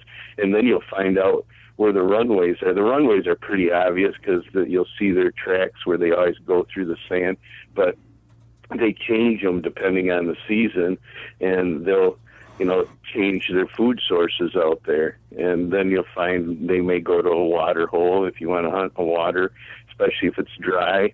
Find where there's water, and they'll be coming and going from that too. And it's kind of weird talking about that. In Michigan, it sounds like out west hunting or something. Yeah. But in the sand dunes, water's crucial because it's just not running out anywhere or just staying someplace. But the food's important, the water sources are important, and there are edges out there also to hunt. And what they like to do is stay below the crest of the hill themselves, so that'll be the edge that you'll look at. And then there are different varieties of trees that are out there, so the trees from hardwood to pines and stuff like that, you'll find those edges. But you can see but back off and be prepared. When you go out to practice with your rifle, if you're going to hunt the sand dunes or if you're going to hunt with bow and arrow, make sure you're all tuned in because, the shots, especially with a rifle, are going to be 300, 400, 500 yards. Oh, maybe. Really? Oh, okay. Yeah, so you need shooting sticks. Oh, yeah. To get the big ones, you'll see them. If you've done your homework, you back off from them, play the wind right, and if you see them, they're not going to be running. They're just going to be walking along, usually, and they'll be stopping and picking that little stuff on the ground, too. They eat some other kinds of stuff, but you got opportunities, and we've got lucky and got them, at those opportunities. Sometimes they're walking down into these bait piles, and we get them going in, we get them coming out, and on their way to it, so if you practice at the local range, I'd go and find a range that at least had 300 yards for you to shoot. So if they're closer than that, that's even better. But if they're out there at 300, you're going to make a good shot, and that's what you really want to do. You're going to see these big deer. You've got to be able to, you don't want to just shoot at them and hurt them and wound them, and they'll never be around again. Make sure when you pull that trigger, because you got nothing in the way except air. Yeah, and a lot of it. And a lot of it. And that's where I became proficient at long-range shooting first before I ever started going out west was in the sand dunes, because it reminds me of it. But I have a tripod that I have, and once I set up, or we've stalked them too. So a lot of times you see them go lay down in the grass, or in a bowl, and you don't see them come out, so you get your buddy, and you start going in, and he'll stand up on where you were, and you just look back, and he'll raise his hand if it's still in there. If he drops his hand, it's coming out, and then he'll point right, left, and just as long as you don't put your wind into that deer, you're fine. And the thing is, they're always looking downwind, so never go to, when you do get up close to them, they're always looking where they can't smell, because they can smell you. If the wind blows from their back end, they'll know you're coming, but they're always looking downwind. So another little tip of hunting the sand dunes. And the stalk is going to work for you too.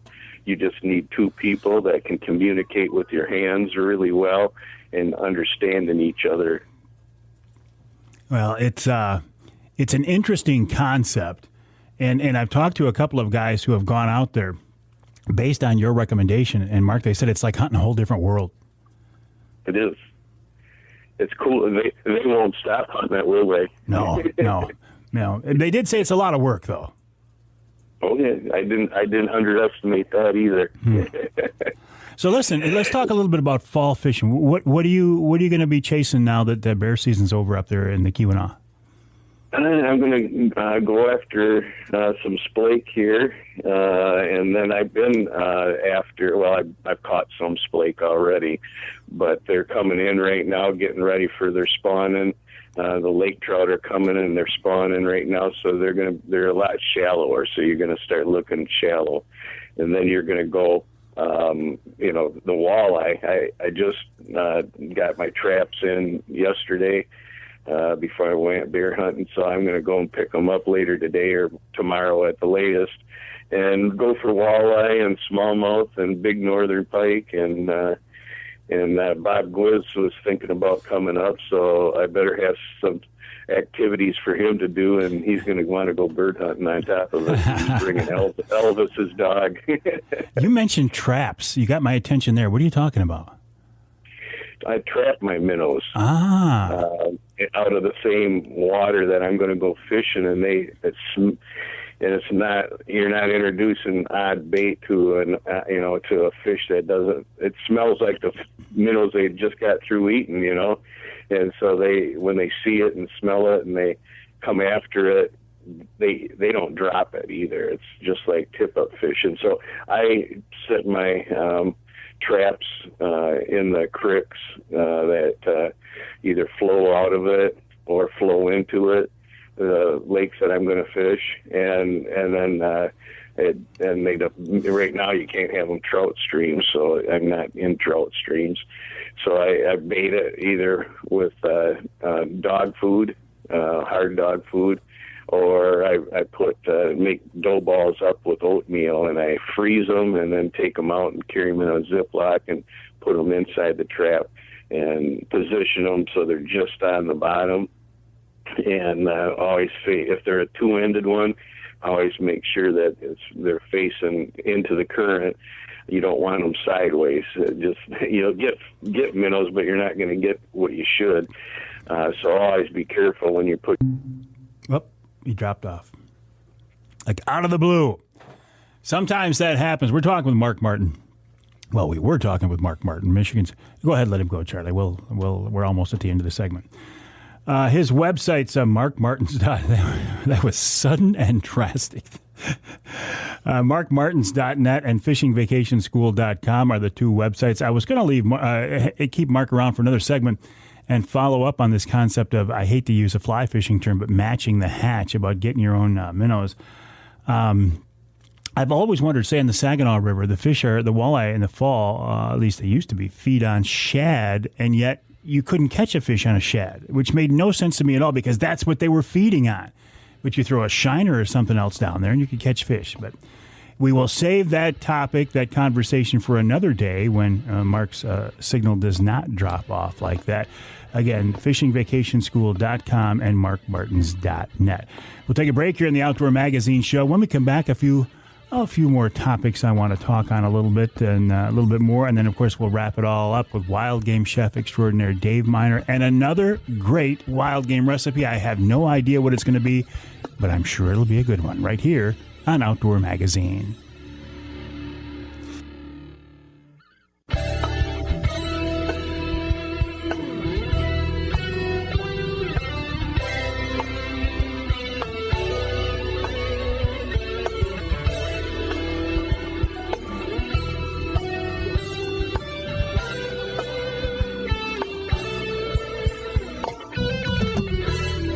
You can hear the Outdoor Magazine Show in Muskegon on WKBZ. That's 1090 AM.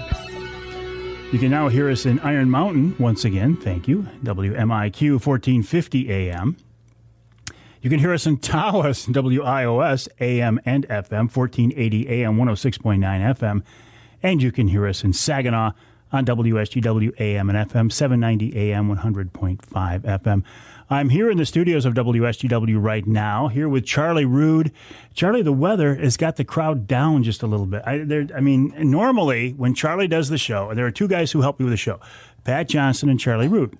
Now, I don't know how, but the word gets out when Charlie's doing the show, and people flock to the studios. They flock to the station, and they line up along the driveway, some of them holding signs that say Charlie is our guy and we love Charlie and stuff like that.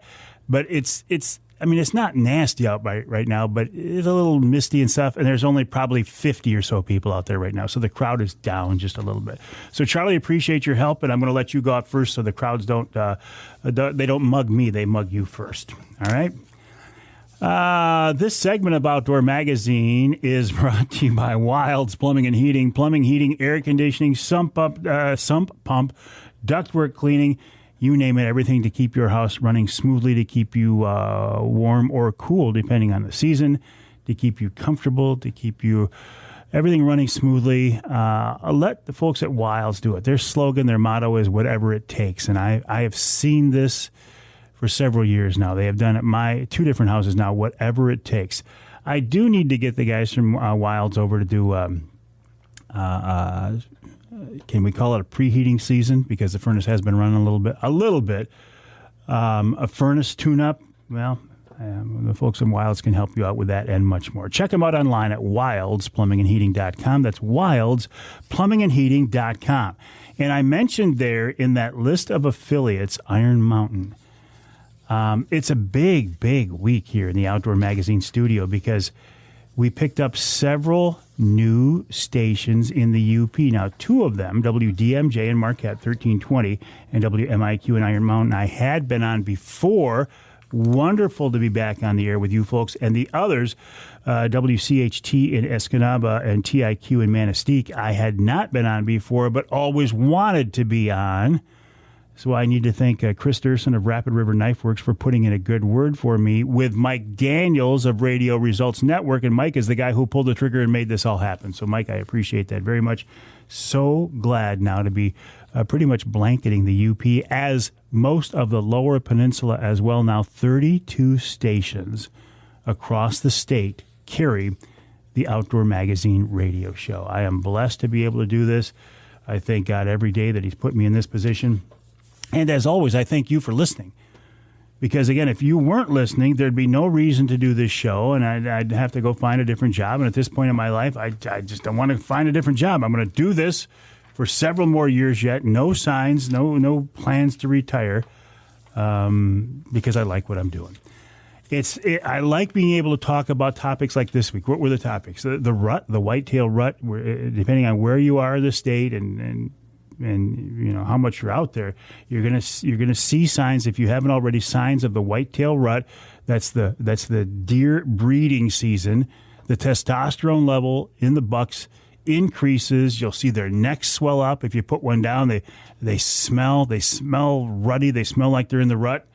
And this is the time of year. If you want to shoot a buck, this is the time of year to spend as much time out there as you possibly can, because you don't know what's going to happen. You don't know when it's going to happen. That big buck that you might have on trail cameras that you're only seeing at night, well, the next 2 weeks are a better chance than normal of seeing that guy up on his feet, and he's going to be chasing does. So if you see does right now and they start acting squirrely, keep your eyes open, because you do not know what could be coming up behind them. What else? As you can tell, my interest in deer hunting has been rekindled. I don't have the passion that I used to, and I will never take it to that level again. But I'm once again glad and happy and really enjoying being back out in the whitetail woods and being a part of this history and tradition, and just enjoying it and doing it with my family and James and Trent and Addison and Carter. It's just wonderful. I for a couple of years there let the negativity online, let some feuds with some trophy deer hunting groups get to me, and it spoiled my joy. It ruined the experience, and I just said, "Listen, man, just don't let it get to you," because it's easy. Like even this past week, there was a discussion on my Facebook page about feral cats, and the fact that MUCC has actually voted to approve a resolution that would make feral cats an invasive species. I posted that online, and people came out of the woodwork. I can't believe that somebody would want to shoot Fluffy when she's walking through the woods. Well, if she's walking through the woods, she's not really a house cat, is she? If she's walking through the woods, she's out there hunting. She's hunting small game. She's hunting game birds. So there will be more on this discussion coming up, because it's a very heated discussion. There's a lot of passion on both sides. So I'm not a proponent of either side. I'm just throwing out the facts, and just by doing that, I got drawn into a bad situation, which I do my best to avoid at this point. We'll take a break here on the Outdoor Magazine show. When we come back, we'll wrap it all up, as we do almost every week, with wild game chef extraordinaire Dave Minar and another great wild game recipe.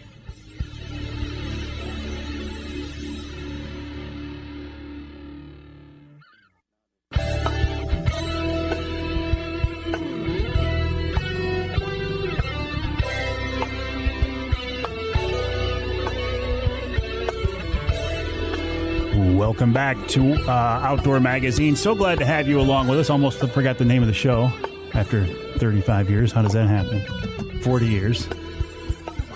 What's this thing called again? Glad to have you along with us as we continue our adventure in promoting and encouraging and protecting the history and tradition of the outdoor lifestyle here in the great state of Michigan. Part of that tradition is enjoying the bounty of Mother Nature if you are lucky enough to catch some fish or put down some wild game. And when it comes to enjoying that, the man I think of is wild game chef extraordinaire Dave Minar, who joins us once again. David, welcome back. How you doing, Michael? I am doing great. Have you been out in the woods at all?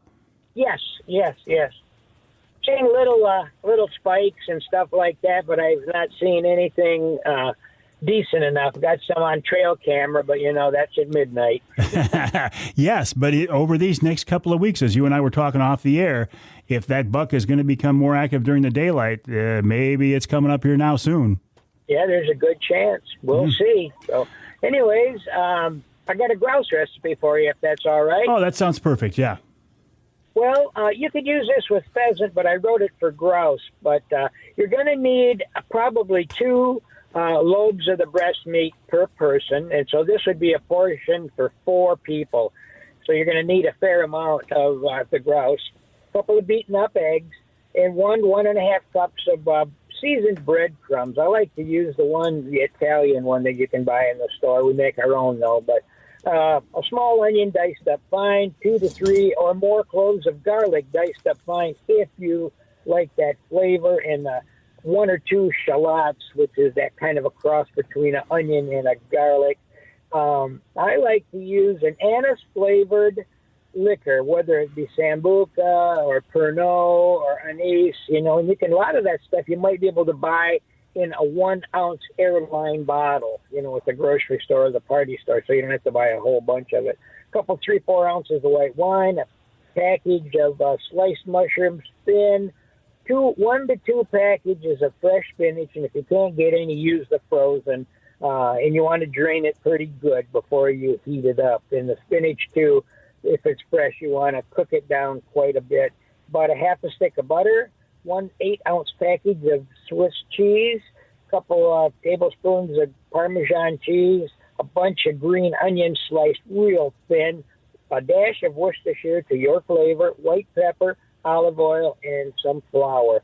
So you make sure you get the breast all cleaned up, shot, and any feathers driven into the meat, and pound them out a little bit. Don't forget, grouse meat is just tender, so you're going to be very careful when you pound it down, so you don't beat it up too bad. You dredge it in flour, the beaten up eggs, and then the breadcrumbs. In a medium hot saute pan with a little bit of olive oil, brown them on both sides. Set them off to the side in an oven-proof baking dish, and start them at 350 degrees while we're doing the rest of this portion. So this is a really elegant dish. Wipe out the pan with a paper towel, take a little bit more of the olive oil, saute the onions, the garlic, and the shallots for just a couple minutes to break the flavor loose. Add the Sambuca, white wine, and cook that down. When you get it started to cook down real good, add the mushrooms. Cook them a little while longer. They cook quick, so it's only going to be a 2 to 3 minute venture. Add the Worcestershire sauce, the fresh white pepper, right? Or you could use fresh brown pepper too. That would be good. That fresh spinach now. Cover it up. Reduce it down real fast. You want it pretty thick. So you're going to take some of that spinach mixture, put it on a baking sheet, lay the breast 1 or 2 or however many you want to do per packet. Put some more spinach on top, add Swiss cheese on top, and a good sprinkle of Parmesan cheese. Put that underneath the broiler or in a real hot oven if you don't use your broiler too much, just until the cheese is melted. And then when it's all done, nice, hot, and bubbly, add your fresh green onions sliced on top. And it is very, very elegant. And we used to do this a lot with pheasant at the restaurant when we were specialized more in wild game. A great dish called Grouse Breast Florentine. Well, and I like the fact that you said you could also use pheasant if you want. Right, yeah, because that pay-for-play pheasant season is now in full swing. Now, I wouldn't think, would this transfer over to waterfowl as well, or not so much? No, because you have to, duck or goose, you're going to use that pretty rare, or you're going to cook it till it's well done. So not really much. I got you. You could use rabbit loins, Oh. That's very good because they're nice and tender. Again, bone them out, fillet them off of the rabbit and then pound them down between the syringe. But they're very delicate, so you don't want to beat them up either. Too bad. Oh, gotcha. All right, David, always a pleasure. Good luck in the woods here, and we'll talk to you next week, all right? Yeah, everybody, too. Be safe. If you're in a tree stand, wear your tree harness. Please. Absolutely. Two family members get hurt by falling out years ago. I was just hearing a story here during the break about a guy who fell out of a stand and his life was saved by a harness. Great advice from Dave. Please, there's two types of tree stand hunters, those who have fallen and those who will. But you can protect yourself. You can save your life. Maybe you can keep yourself from getting hurt if you wear a full-body harness. It's a no-brainer. So thank you, Dave, for bringing that up. I appreciate you joining me here this week on the Outdoor Magazine Show. My website, MikeAveryOutdoors.com. And you can always reach me via email, Mike@MikeAveryOutdoors.com. Get out there. Good luck. Have fun. Be safe. And we'll talk to you next time right here on Outdoor Magazine.